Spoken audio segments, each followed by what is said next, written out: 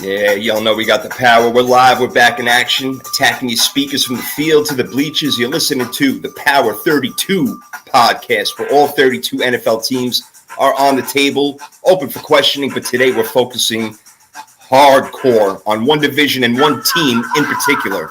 Today we go back to the 49ers forecast. If your team resides in the NFC West or you're a straight-up Niner fan, you're in the right place. My name is Jason Fearman, a.k.a. The Sports Prophet.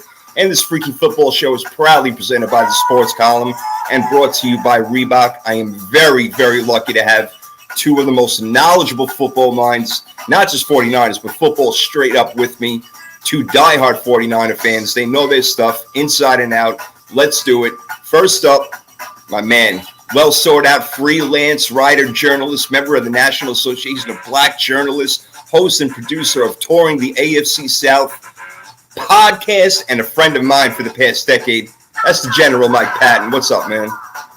What's going on, man? Definitely feeling the intro, man. I'm going back to like the 90s when I was in middle school and high school with that one. That's right. Got to bring it back old school. You know, people call us old, but screw it. Old school. That's the way we do it. All right. And of course, bringing in another person I'm proud to call a friend, as we've conversed many, many times over the years. Look, this dude is fan-sided NFL Writer of the Year back in 2019. That's just a few years ago. Does a great job for SF Niner Noise, 49ers Web Zone, Clutch Points, and is a member of the Fantasy Sports Writers Association. Mr. Chris Wilson, what's going on, man?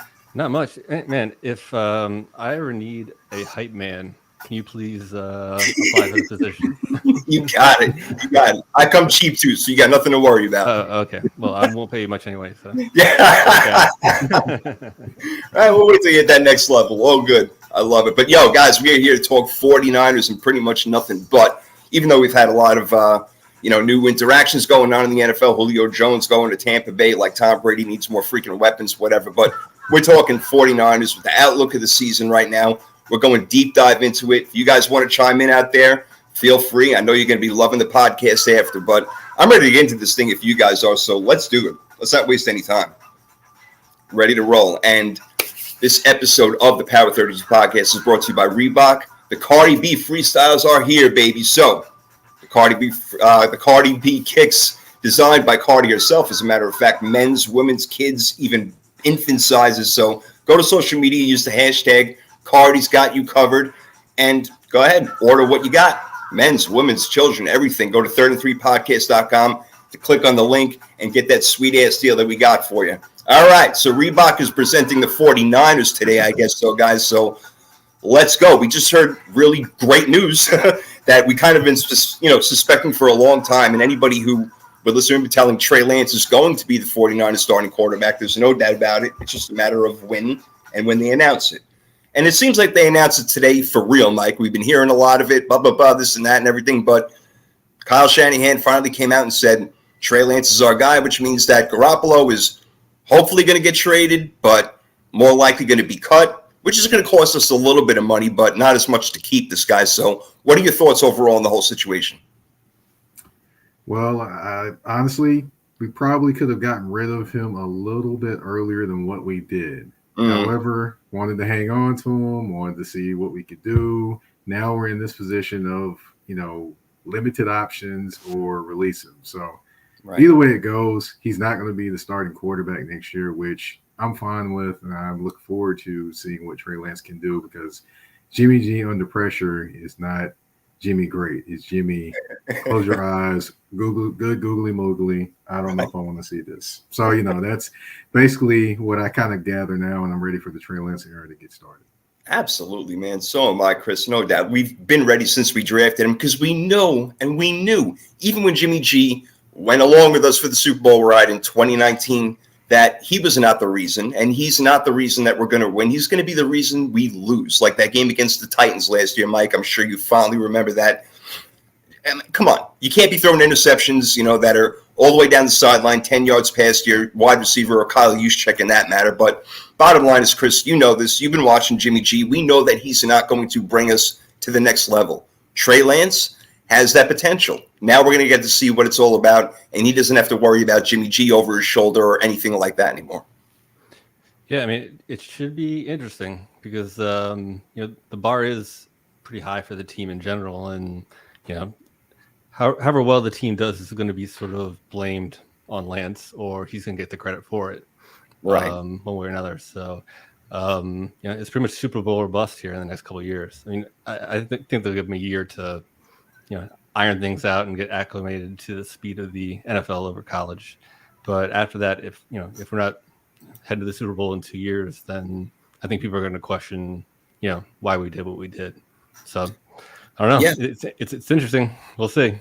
It is. I mean, look, you give up. I mean, the amount of draft stock that the 49ers gave up to get Trey Lance tells you obviously he's going to be our guy, and they think extremely highly of him. Otherwise, they wouldn't have done that. I mean, it's not going to be the next Herschel Walker trade, all right? We're not looking for that. So we think it's going to work out. That's what we want to happen. So, again, he's going to get his chance. And Jimmy G, excuse me, as I fight a little cold over here, we just, again, no, he's not going to be that guy. So where he goes, that's a whole other thing. If he goes to Seattle, I would love it because I love to play against him twice a year and let our defense rip him up. So I would be more than happy with that. But, yeah, it's Trey's team. And, Mike, he's one of the biggest questions going into the season. There's no doubt because we haven't seen a whole lot of him. But, again, it's all that potential, what we can do now with RPOs and using his legs. And he can make something out of nothing where Jimmy Garoppolo is just a statue back there. So I feel very confident and comfortable.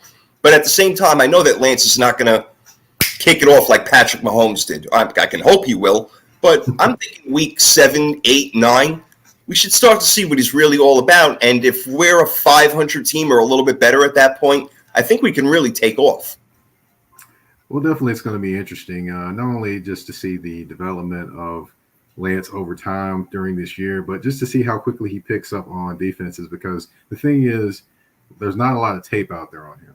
Right. That's a good thing in terms of him being able to do the things that he's comfortable with. But once teams pick up tape on him, that's when the real adjustments happen and when you really see what you have at quarterback. So that's going to be an interesting thing. And it wouldn't surprise me if he starts off fast, but he's going to probably hit one bump in the road where teams start to figure him out, and he's going to have to make the adjustments to continue with the pace he's on.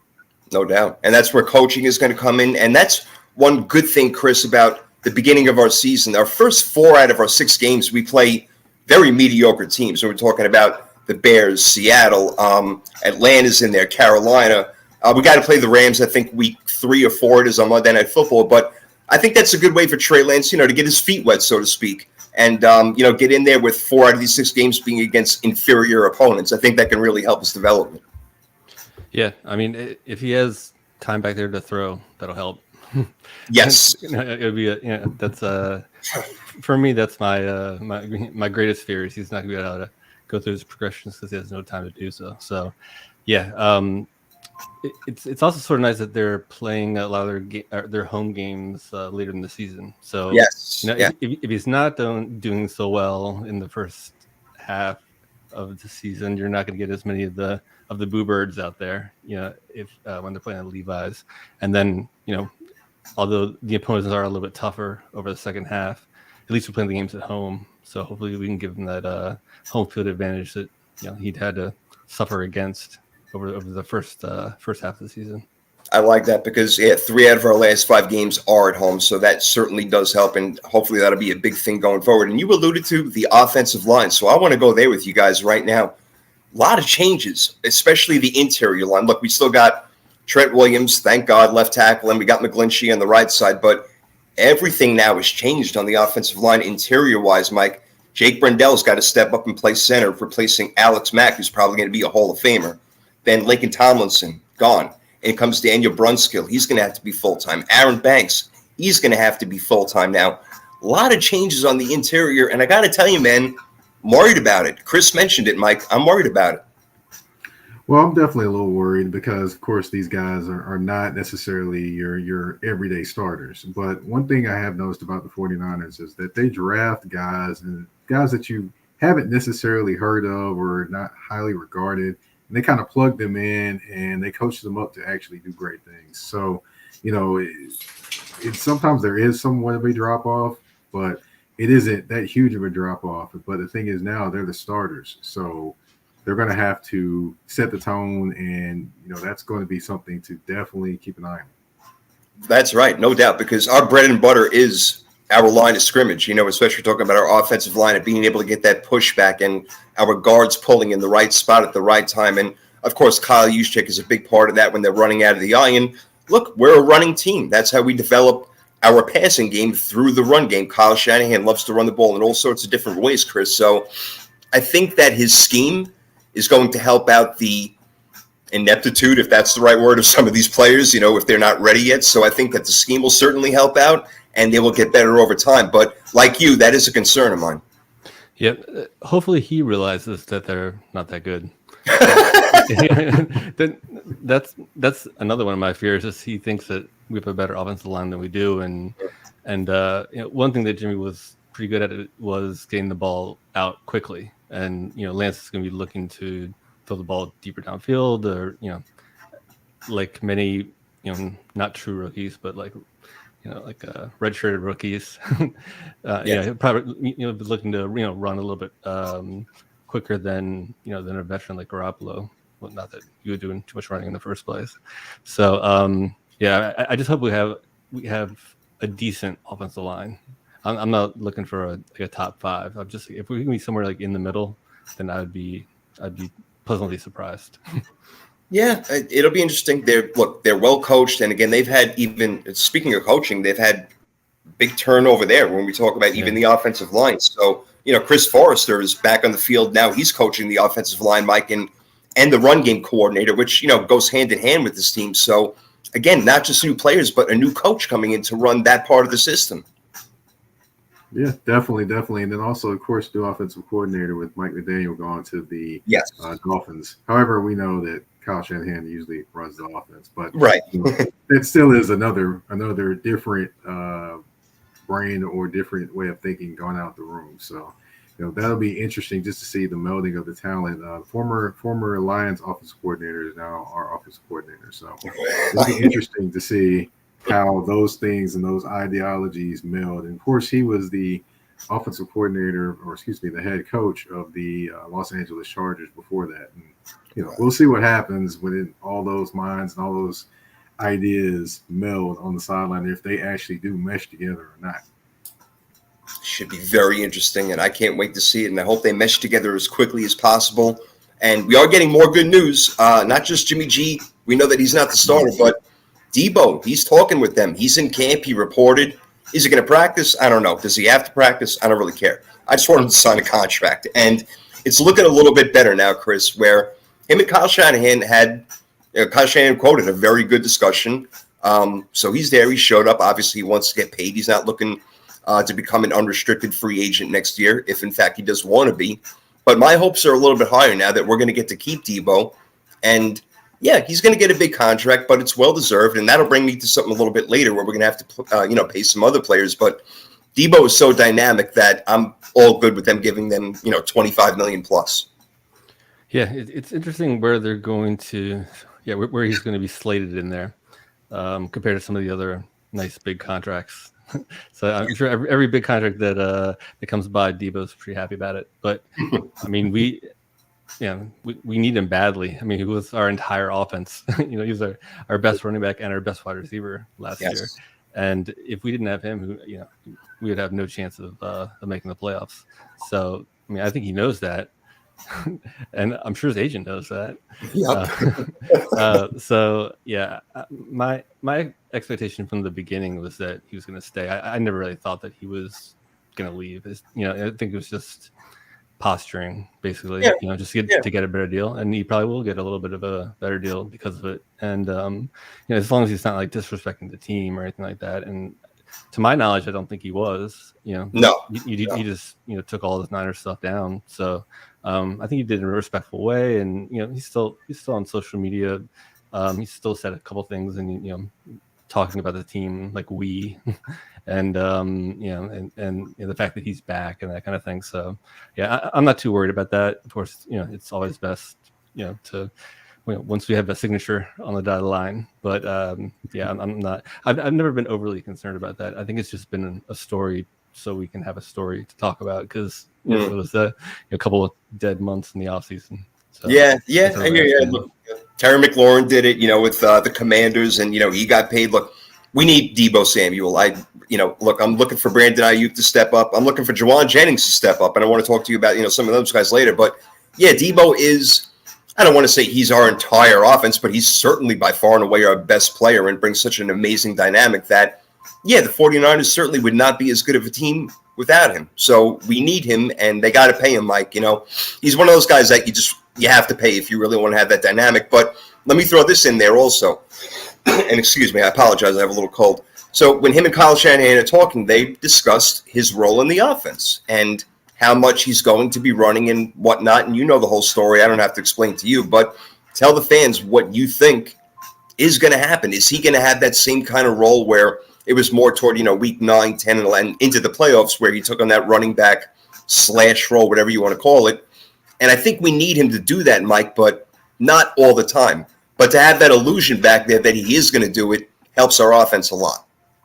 Well, I think, yes, like you mentioned, the illusion definitely helps. However, I do think that their role will probably be less and less as it goes forward, because I think he views that more as, being a running back and taking those hits are going to take years off of his career in terms of being a wide receiver. So to me, I believe there's going to be less of that role. There's going to be more of the young guys in there, like Trey Sermon and the name escapes me right now. But anyway, Elijah Mitchell. Thank you, Elijah Mitchell. Good gracious.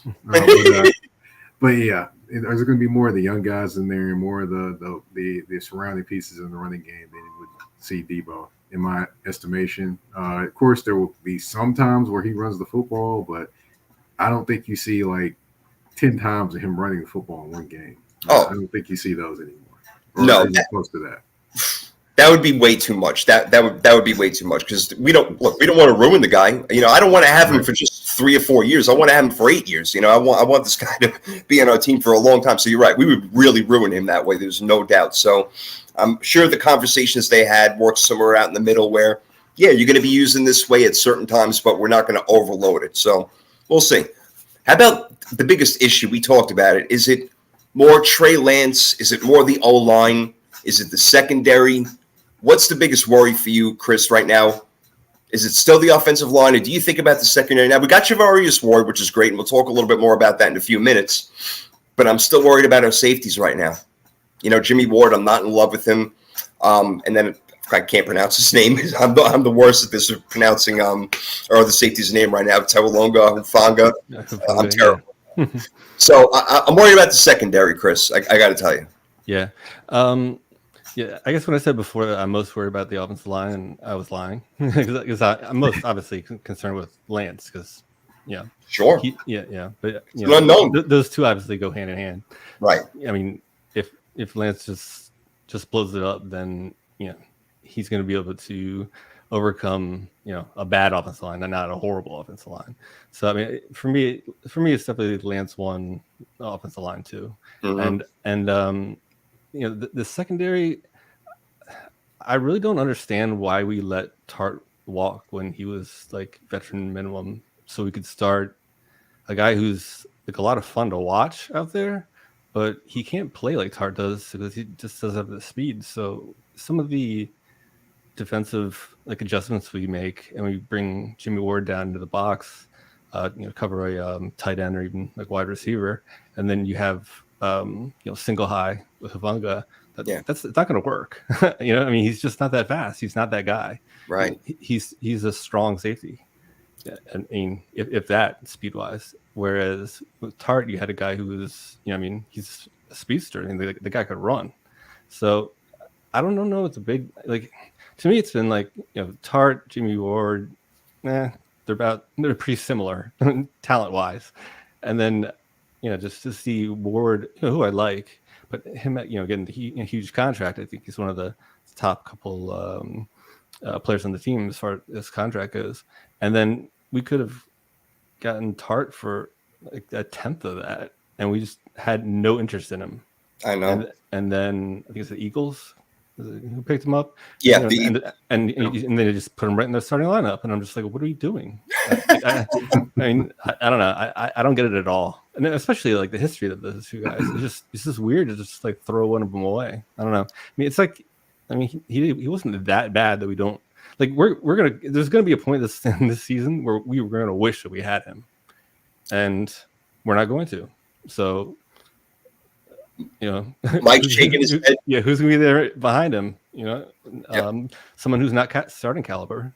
Someone who's not his caliber. So, but the secondary. It doesn't really matter how bad your secondary is if you get to the quarterback quick enough. So, I think that's my game plan. Yeah, that's the thing, and we're gonna have to be great with 4. And Mike and I are shaking our heads right there along with you because, look, I mean, other than the fact that Tart is not there, and maybe he's not there because he dropped the interception. I mean, if that's the reason why, that would be unbelievably ridiculous. I mean, we can't live off the last thing that we see, but that's perception, whatever. But I do agree with you. At the same time, Tart was more than a serviceable player. He was good. He was good for us, and that's why the Eagles picked him up right away. So we all agree. But damn, Mike, I would have loved to have seen him gone out and try to get Tyrann Mathieu, Marcus Williams, Justin Reed, one of those guys, because we had the money to spend over there, and I'm very happy with Ward. So with Ward there, give me this whole secondary synopsis in your head. Can Ward be that single lockdown guy where he's going to cover the best wide receiver every game and give him his best, and on the other side of the field we can play maybe more of a man zone kind of combination? What do you think? I hate to say it, but I get the same feelings that we had when Carlos Rogers came in. Oh, I get those same type of feelings about Ward for some reason. I hate to say it, but we were successful with Carlos Rogers there, but it wasn't because he was there. So that's kind of the feelings I get. Maybe Ward proves me wrong, but in a perfect world, it'd be Ward on one side, Barrett. Hopefully, he can stay healthy for 1 year again on the other side. Of course, Emmanuel Mosley is going to figure in that somehow. And, of course, you do have the young guys that are there, too. So it'll be the young guys and Emmanuel Mosley, to me, kind of battling for a slot position or an outside corner position, and maybe Ward go in the slot or Brett. And, the starting corners will be, to me, it should be Barrett and it should be Ward. And as far as the safeties, I think they're going to have to mix it up a little bit there. Definitely going to have to do a little bit more mixing up, probably with the lack of speed of our additional safety we got. I don't want to butcher that man's name, so that's why I say it. But yeah, I definitely think they're going to have to mix up a few things. Jimmy's going to have to take a little bit more additional responsibility, and I did hate it that Tart was not there. That was the perplexing thing for me too, Chris. I just could not understand. I'm like, why not bring him back? He fits with this defense well, or maybe they've got some kind of mind of maybe they're going to pick some guy and some guy's going to come out of nowhere and be the guy. But, of course, they always, kind of go with their draft picks and kind of weave in the free agents that they can find in there as well. So, we'll see what happens. No, you got a good point with all this. And also, I mean, you think, Ambry Thomas last year, there was some sparks over there, but can he really do it? Now, is Darqueze Dennard going to come in and all of a sudden be good, as a nickelback? I mean, I don't know these things. I don't know if it's all going to work out. But I do know, Chris, that we have, like you alluded to, an excellent defensive line. And bringing in Drake Jackson from USC, I think, is going to really help. Because if you think about it, we're going to have to play 5 guys in the secondary. It's going to be Greenlaw and Fred Warner at linebacker. We're going to rush 4. Nick Bosa, Javon Kidwell, Eric Armstead. Ekuban is going to be in there. And now I like the addition of Drake Jackson because somebody's probably going to get hurt, right, Chris, or whatever it's going to be. And we're going to need that rotation going where we can constantly push with 4 to help out that secondary. Yeah, I mean, and you also want to keep those other guys fresh too. So if you both can take an average of 1 playoff of a series, then you're going to be in pretty good shape when you get to third down, and the other team's going to be in pretty bad shape. But anytime we draft, we go defensive end, edge first. I'm pretty happy about it. As long as it's like a horrible pick, and unless it's a horrible pick or something like that. But right. It seems like they picked a reasonable guy at a reasonable spot, and although it's not a position of immediate need, it's always a position need. You always need edge rushers. Yeah. Correct. So now we got another one. If he turns out to be a really, really good one, then we have two, and that's that's the kind of thing that our secondary needs. So Yep. I'm glad they made that move. Yeah, so am I. I liked it also. I think that's as good as they could have done with the 61st pick overall. So, yeah, I'm definitely happy about that. I'm happy. And, we drafted another, running back late. And, we're all about running backs and drafting them late and seeing what they could do, like Elijah Mitchell, 6th-round pick. But out of all these guys on offense, we'll get back to defense in a second. I mentioned Juwan Jennings. He's probably the one guy I want to see step up where he's going to get a lot of single coverage, and I think that he can do really well, and Trey Lance might rely on him a lot because I know that they've practiced a lot together, the two of them. So I don't know, Mike. Again, we got Ayuk, and of course we got Debo. We got George Kittle, who, in my opinion, needs to be a much bigger part of that offense. I mean, he almost disappeared. I know he was hurt. I get it, and Garoppolo sucks, but we need him to be a bigger part. And I want to see Juwan Jennings step up. So is there anybody else in your mind that you want to see step up on offense, especially? No, you talked about the right guys. As far as Juwan Jennings, definitely got a chance to run into him this offseason. So he actually was playing in a celebrity game here in Nashville. Oh, wow. He seemed like he was he said he was pretty focused. Of course, he played the game. He didn't really want to talk to media at that point. So I totally get it. But he definitely is a guy that seems like he's focused and determined on taking it to the next level for the next season. I mean, he's a 7th-round draft pick. He's a guy that got a second opportunity at the University of Tennessee after some trouble there and came back and took advantage of it and made himself into a player. I mean, he actually was a quarterback in high school, by the way. Right. Yeah, quarterback and safety. So he never really focused on wide receiver. So he was still learning and growing playing that position. He's still learning and growing now. So that's a guy I definitely want to see. He doesn't have top end speed, I'll tell you that. But when he doesn't make up for what he doesn't have for top end speed, he definitely has in aggression and also in competitive fire, because he's a guy that is going to compete on every single play. Just a prime example of that is when the University of Tennessee versus University of Georgia. Last play of the game, Josh Dobbs throws a Hail Mary, and he catches it over 2 Georgia defenders for a touchdown to win the game. Ooh. So that's just an example of the competitiveness, and I think Juwan definitely has it in him to take it to another level and to be that dependable third guy that he was all the way through the playoffs. You see, now I totally agree with you. Watching him last year, I felt like this guy was gaining confidence as the year went on, and he's like, I can be a part of this team, and I can be an integral part of the team. So I agree with you. But I also go back to the point, Chris, where George Kittle is the top 3 tight end for wherever you want to go. Guy's a freaking fantastic football player. And again, yes, he gets hurt, but he needs to be a bigger part of that offense. And usually a young quarterback's best friend is their tight end. So I wonder how that relationship will work out. What do you think?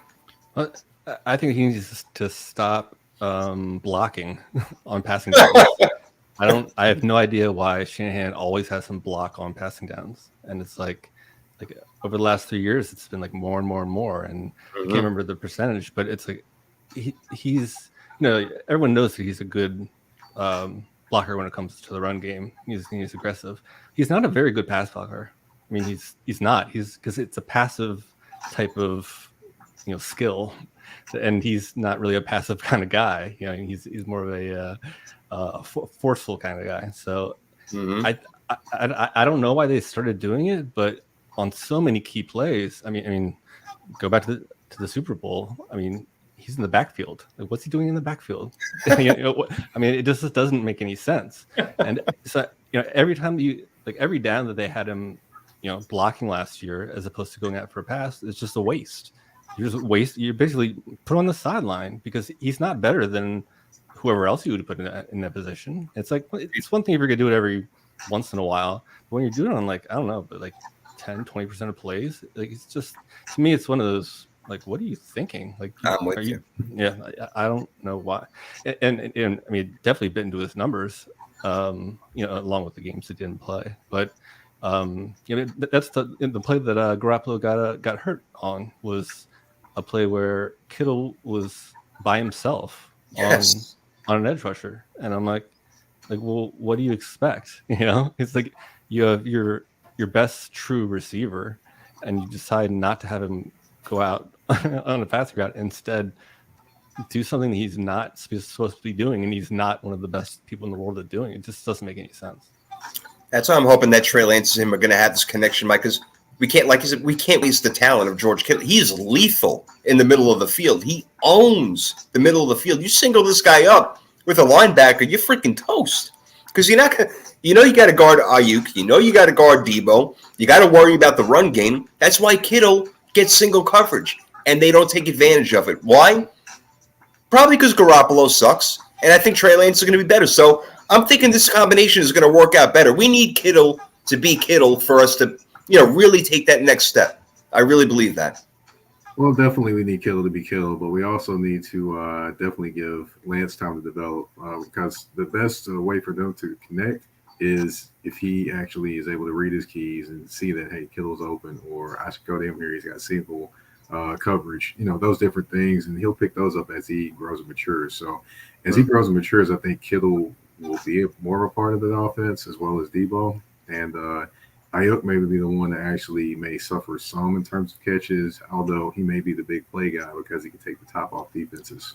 Right. And that's a great thing to have. That's something that we've lacked for a long time. That's why when Henry Ruggs, a couple of years when he came out in the Raiders draft, and I was thinking, maybe the Niners get this guy so they have somebody to take the top off the ball. Now, in retrospect, I'm glad they didn't draft him, obviously, because of what's going on, but that's a whole different story together. So, yeah, we'll see. We do need somebody to take the top off, and we have to have all these different dynamics, and that's why Kyle Shanahan can be so creative, because we have all these different players that do so many unique different things, including Kyle Juszczyk. It's amazing. So they got to take advantage of it. They really do.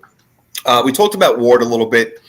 D'Amico Ryans, I just wanted to mention and give him some props that, people had their doubts about him as the defensive coordinator after Vic Fangio left, but he's been doing such a great job. And, yeah, we got great players like Nick Bosa, Fred Warner, Eric Armstead. I can go on and on. I'm wondering, Chris, who do you think is generally our best defensive player overall? You think it's Bosa or is it somebody else? Is it Fred Warner? Yeah. If you ask me best, I would say Warner, but Bosa has the most impact. Because, that makes sense. Yeah, if you aren't holding him with like two players or tackling him, he can totally change a game. Whereas Warner's more running things, and he's he's a complete football player. He used to play like overhang safety. So I think I think that while he might be better, Bosa is more impactful if he's if he's not on the field, or if he is on the field, is it's although it's obviously not good when you don't have your, I guess I assume he's a captain and middle linebacker with a helmet on the field. But when you don't have Bosa out there and you don't have to worry about where is he rushing from the left, is he rushing from the right, things are a lot easier on the quarterback. Yeah, and I think about that Super Bowl game against the Chiefs. I mean, Bosa had like 12 rushes. If, Mahomes didn't get rid of the ball when he did, I mean, he would have got sacked so many times by Bosa, and he's that great of a threat. And I think that, Fred Warner's, the better overall player impact and what you can do, again, on the defensive line where he can get sacks and sacks and sacks. Yeah, I agree with that. That makes sense, which brings me to another question, because we got to pay Debo. How much are we going to pay Nick Bosa? And now, Mike, I get a little worried about that, because how injury prone is he going to be? And do we want to spend all that money, or should we just keep drafting as well as we draft? It's an interesting question, because next year we're going to have to make a decision on that. Honestly, I'd pay him within the top 5 or within the top 3 or 2 of his position. I would do it, because he's that impactful for that defense. He's that important to that defense. And, the 49ers had a decision a couple years ago. They had, of course, the basketball team up front. They had Armstead and they had Buckner. Right. Of course, we traded Buckner, keep Armstead, and paid Armstead. And now Armstead is kind of the in-between guy, really. Like, sometimes he shows up in the game plan, sometimes he doesn't. Just from what I see. But no, you're right. Of course, somebody. I mean, anybody can tell me any different, but it's just from what I see. But to me, Bosa is the man, and honestly, Armstead. I still wish they could do that trade over again and get rid of Armstead instead of Buckner. But hey, that's just my thinking. That's just where I am. But Dude, I'm with you. Trust me, I'm with you. I'm pretty sure everybody is. Now, I will say this, though. I definitely think that another guy that we haven't talked about is Javon Kidwell. I think Javon Kidwell could have an impact this year. I think he was just kind of starting to scratch a little bit of the surface. Then he got hurt. Then, of course, now he's coming back. Now he's teeing off on reporters and telling them, "Hey, it's time." So it's kind of I'm definitely interested to see how that South Carolina energy he brings on defense, because of course Debo's from South Carolina and he's on offense. That's right. So I want to see what he brings on defense from South Carolina energy. I love it. Yeah, he was we drafted him in the top 10 whenever we picked him a couple of years ago, whatever it was. When we had that off season when Garoppolo got hurt. Man, I was like, at first I questioned. I'm like, why again with the D line? Like, we have other holes, but no, I get it, because the D line and our O line has been our bread and butter this whole entire time. Again, the game is won and lost at the line of scrimmage. I preach that to everybody. Anybody will listen. I don't care how many skill positions you have. If you can't, control the line of scrimmage, if you can't move forward, it ain't going to work out. Your offensive line can't block for the run or for the pass. Things are not going to happen. So, again, that's something the Niners got to do. But defensively, what they do to other teams, like you mentioned with Bosa, Kinlaw coming in there, we'll see what Jackson can do. 49ers rarely blitz, and we don't have to. But sometimes I like to see him throw it in there once in a while. I would like to see a blitz just here and there, just to throw the offense off a little bit. But overall, I really can't be complaining. But Javon Kinlaw is a name that you mentioned to step up this year because, hey, shit, he could be maybe in the running for comeback player of the year. But, Chris, is there another defensive player that you're saying, okay, we need this guy to step up and play his best ball so we can be our best on defense? Yeah, I mean, both obviously, but I agree with Armstead. I mean, he got a pretty good contract, and he isn't really playing up to it. He's always just like a step away, he's and of course quarterback pressures are impactful, but it's always he's one step away from making a play. And often when the quarterback does throw the ball, it's a nice long reception, so it's not actually impacting the play that much. But he's definitely a guy who needs to step up, not just for the team, but to stay on the team for over the next couple of years, and beyond there, because losing DJ Jones is going to be difficult to fill in the middle, and our cadre of guys who we sort of flow in there on passing downs and rushing downs. It's pretty much all of them. We need as many guys as we can to be to play their best season, basically. Sure. So I don't really have like one specific guy, but it's but yeah, I guess maybe that one specific guy, probably Bosa. Bosa's picking up 12, 14 sacks, and I'm feeling pretty good. Then we don't have to blitz so much. So yeah, no, you hit the sweet spots. There's no doubt about it. And I mean, I don't think we just finally mentioned DJ Jones. Almost 40 minutes into this, and I don't think people realize how big of a loss that is and what Denver's really getting. I mean, they got him and Gregory. I don't want to talk about the Broncos right now, but they're going to be pretty tough on defense. Damn, but yeah, losing DJ Jones is tough because he filled in again. Well, not filled in. I mean, he was playing anyway, but when Kinlaw wasn't there, obviously he had to take on more of that meat and double teams and everything. So, yeah, Mike, that definitely is a big loss. That hurts. But Kinlaw, like you're talking about, he could be that guy. You talk about Eric Armstead. He needs to step up. Is there anybody else in mind that you got?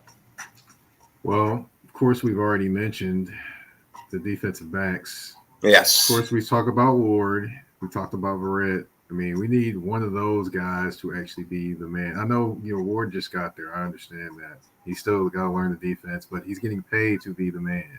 So I need him to be the man. In Kansas City, he wasn't exactly the man. That's why it kind of miffed me that he got signed by the 49ers to be the man. So I think I need him to step up and be the guy, somebody at the cornerback spot, because too many times cornerbacks are out there holding, can't be in the right position, and it's just mind-boggling and frustrating every single year to go through the same exact scenarios, the same exact reasons to be frustrated and pissed off at the 49ers defense.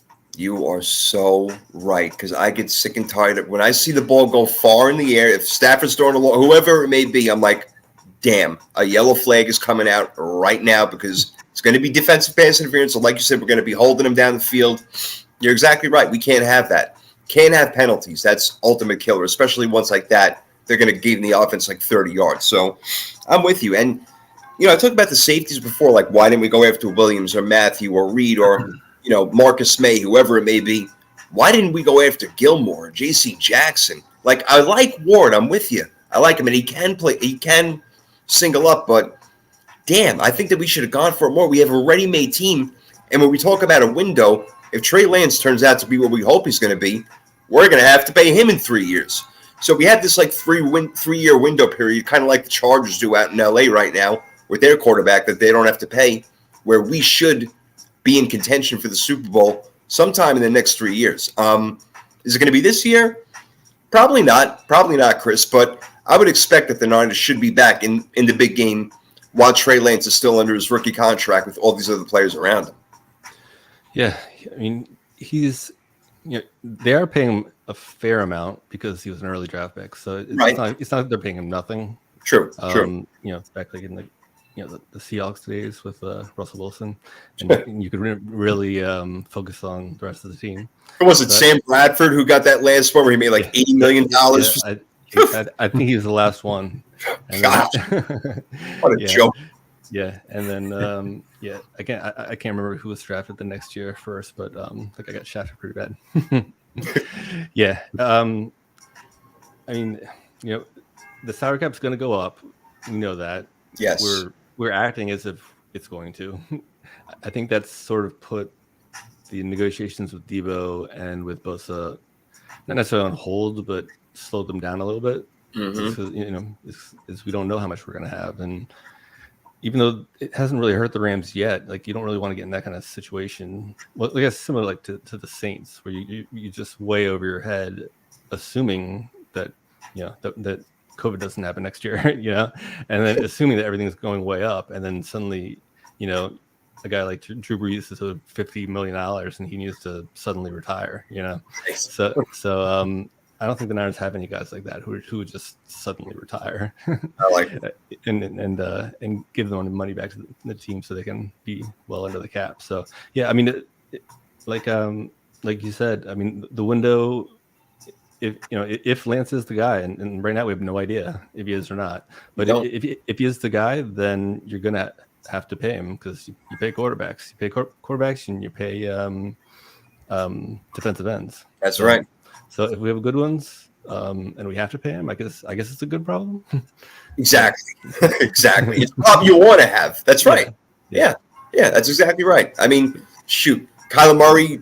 Look, I still think he's outside the top 10, but he just got paid, 0.5 more, $1 million. Just shove it into Deshaun Watson's face, who's also amazing. But Lamar Jackson, he's going to break the bank. I mean, but by the time Trey Lance is ready, he could be a $60 million quarterback a year. That's the way the market goes. It's just insane. It really is. Yeah. No, go ahead. Oh yeah, when we do actually sign Bosa, I mean, I assume it's going to be over $30 million a year, and that's a pretty significant portion of our overall cap. And I mean, you definitely need to stay healthy, and you need to be effective if you're going to get paid that much, because you have to have a lot of impact. Right. Well, you guys sign him to a longer contract and kind of, spread that money out, sort of things, the guarantees or whatever. We'll see. But yeah, that's, again, another great problem to have. We have all these great players, and we got to pick the right ones to keep. And kind of struck out a couple of years ago, like you mentioned, with DeForest Buckner. So hopefully we'll get our stuff together. All right. Almost impossible to really make a prediction as to what their record's going to be by going to the schedule. Okay, they're going to win this one, that one, this one. Mike, remember we did this last year? We were actually pretty accurate because I kept the record of what we did. We did pretty good, but it's still hard to do. So again, Bears, Seahawks start out. We play the Broncos. That'll be very interesting. Rams are a Monday Night Football game. Chiefs, I don't know. No, that's an afternoon game, but we have the Chiefs. That's a big one. We got the Chargers. The Saints we play. The Bucks. Not the easiest schedule. The Raiders, we play the whole AFC West, Mike. So we have a tough schedule, but if we're going to be a playoff team, I'm cool with that. I want to play these tough teams because I want Lance to be ready. I want our defense to be ready. I want our wide receivers, everything. I want our coaches to be ready. So I'm cool with that because you know what? If we're going to be a playoff team, we're going to have to beat teams like this. So I'm all about it. I welcome it. So bring it on. What their record's going to be right now, looking at the schedule, if I'm doing it that way, 10, 11 wins tops. But I could be wrong. And that, again, a lot of it depends on how quickly Trey Lance is going to pick it up, right? Right. And I'm right there with you in the amount of wins. That's what I was thinking myself. 10-7. Going to win some games that people think we're not going to win, going to lose some games. It's going to make you scratch your head. So that's the give and take that comes with a young quarterback. You got it, man. You hit it right on the head. And again, I'm loving just, again, the early schedule. Like I mentioned, Chicago first, Chris. You know, it's in Chicago, but who the hell cares? I don't even know if anybody's going to go to the game. Then we get Seattle at home. On the road against the Broncos. All right, we'll see how Russell Wilson gets started with them. Then we play the Rams, who we pretty much owned for the most part. I mean, shit, we almost went to the Super Bowl again last year. Like, if it wasn't for Tart on that drop. But, again, I don't want to blame everything on him. The Panthers, again, the Falcons. And, you know, then I said a bunch of tough games in there. But I want that. You know, me and Mike are all about it. I'm sure you're all about it because it's going to build our character. It's going to build our team strength and morality to be in these games. Even if they lose a close game and they play really well, it'll be able to build their confidence going forward. Yeah. If we go 10-7, I'll be pleasantly surprised. But I don't think we'll be too far off of that. I think we will be somewhere around 500. Something like, you know, yeah, nine, nine and 8 type of thing. 9 and 8, 8 and 9, something like that.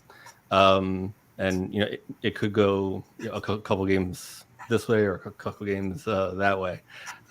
We'll just hope that, I mean, a lot of it really just comes down to Lance and how quickly he's picking up the game. And right now we just don't know. So we will soon. Just not soon enough for me, but, you know, it's coming soon here in a couple sooner the better, of course. The sooner the better, there's no doubt. But we know that we're, as 49er fans, seeing Garoppolo over these past 4 years, we know that we just don't want that anymore. So we're good. Give us Lance. Let's see what we got. And you know what? Damn, if it don't work out, okay, it doesn't work out. We'll go and we'll try to find something else. But they have so much confidence in what they saw in this kid, his intelligence, the way that he ran the offense. Because, Mike, you remember when they drafted him last year, they gave him the playbook. They're like, go run these plays. We want to see how you do it. And he passed with flying colors. So I'm excited about what he can do, the potential. And, again, we're going to have to wait a few weeks, maybe even a couple of months till he gets it together. But I have a really hard time believing that he's going to be worse than Jimmy Garoppolo. So that automatically makes me think we're going to be a better team and we're going to be contenders for years to come. Well, I'm definitely thinking it will be tough with Trey Lance. The thing I'm thinking about is he could be better and could be worse at the same time. Here's why I gather that. He can be better in terms of his ability to improvise, his ability to make plays outside the pocket with his feet. He can be worse in terms of his understanding of the actual playbook in terms of, you know, in live action. So, you know, that kind of mixture and meld, and once those come closer together into the understanding meets the ability, you know, we may have what we have in terms of Trey Lance. Hopefully that comes quicker rather than later down the line. Yeah. Well, let me ask you quick. From the limited action that we saw from him last year, were you excited? Did you say, okay, this could be something good? Well, I was excited. You could definitely tell that, you know, he hadn't had a lot of game action because a few different plays he made, and you're like, okay, cool. Yeah, Jimmy could definitely not make that play. And then other plays, you're like, yeah, needs a little bit more game action. So it's kind of, you know, the potential, I'm like, yeah, okay, cool. The downside, I'm like, oh boy, if he don't learn that offense and learn how to slide, he's not going to be playing very long. You're right. But the good thing is Chris, as you know, it's a quarterback-friendly offense, this offense. That's why Jimmy Garoppolo looks so damn good in the offense and had a winning record.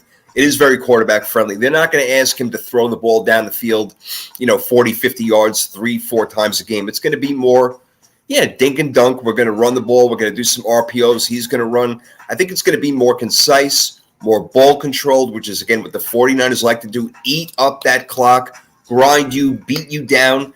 So I think they're going to keep the same style, but now we just have that extra added ability at quarterback. So based off of what you saw last year, and again, we're talking about a very small sample size, obviously, did it give you hype for the future? It gave me hope. it also, it also demonstrated some of the issues that he has, that he needs to work on. And throwing a spiral would be good. His inability to do that sort of bothers me because he was he was throwing the ball hard and they're like missiles, and none of the wide receivers could catch it because they're so wobbly. And that's just sort of the thing. Like remember back in the Kaepernick days, how hard he would throw the ball into like such small windows, but it was such a tight spiral that that Q could catch the ball. And now we have a quarterback who has a similar powered arm, but he's got to tighten up that spiral, and he needs to work on his mechanics. And I was really surprised when I believe it was Shanahan who said that they didn't do anything with his mechanics all offseason. So I'm like, why not? I was like, you knew how quarterbacks are supposed to throw the ball, and he's throwing it like you would expect a guy who came out of his situation to be throwing it, needed to teach him, Well, he has that baseball throw. I have the same problem. I can't throw spirals very consistently either. They're always a little wobbly. Not quite as hard as his, but yeah. That's interesting. I feel the pain. Who our new quarterback coach is in Brian Greasy. It's not like he has such a great damn track record of being a quarterback in the NFL. His daddy did a hell of a lot better than him. There's no doubt. But overall, look, I just see the fact that, look, Jimmy's gone. He did what he did. I'm appreciative of coming close, but no cigar. And now I want to smoke the cigar. And I think Trey Lance can give us that. So that's what I'm hoping for. Man, this has been fun. I know that we all got to get out of here. We got to do our things. But before that, Mike, I know that you got a billion things going on, so why don't you tell the people a little bit about what's happening so they can follow you and make sure they get in all the good stuff touring the AFC South and everything that you're doing. Great guests, by the way, you've been getting too. Thanks. Now, of course, like Jason mentioned, I do have my podcast touring the AFC South. It's on 2 times a week. Such a great show, man. Such a great show. Thank you. And of course, I can be found doing some freelance journalist writing around the Nashville area with the Nashville Voice, Tennessee Tribune, and of course, I do write for the NABJ website, Black News and Views, doing sports history in the Black pretty much every week. I love that. That's awesome. That's got to be quite an honor, to be honest with you. That must be pretty freaking cool. I gotta say, that's awesome. So well done. It's fun. Oh, and of course, you can find me on Twitter at MikePadden82. Yeah, I forgot to say that. Sorry. Yep. Got to make sure you follow him. He's the general going back a long time for a reason, and we always salute him. Chris, I can't thank you enough for coming on. It's been a minute since we chatted, but you brought your 49 knowledge like I knew you would. Tell the people where they can find you and get more of this good stuff. Yep. Mostly on Twitter, arguing with somebody. And you're always right. And halfway through being like, why am I doing this? Yeah. But you can find me at Niner Noise. I'm not doing their podcast this year, but I am doing, I might do one for 49ers Web Zone, and I'm right in there as well as Stadium Rant is going to have Niners Empire. It's going to be a new website. Going to be doing some work for them, and then possibly a podcast for them as well. So that's great. You're gonna see too much of me. You're not gonna want to. It's not gonna be a problem. See all our floating heads. We're gonna be talking 49ers for a long time, guys. So sit back, strap in, and let it happen because it's going to. My name, Jason Fearman, aka the Sports Prophet. I pretty much just converse on Twitter because I hate social media. Otherwise, 3rd and 3 podcast will be on tomorrow, Wednesday night, 7:00. With Damian and Nikki and Knowledge with Nikki. Who the hell knows what the hell she's going to talk about this week, but it's always fun and entertaining. So 49ers Forecast on the Power 32 podcast. You got it from 2 of the great minds that I know, man. Guys, unbelievable. Can't thank you enough, and we'll probably do it again during the season. Yep, sounds good, man. Sounds like fun. All right, everybody. Hey, thanks for tuning in. We'll talk to you later. Peace. All right.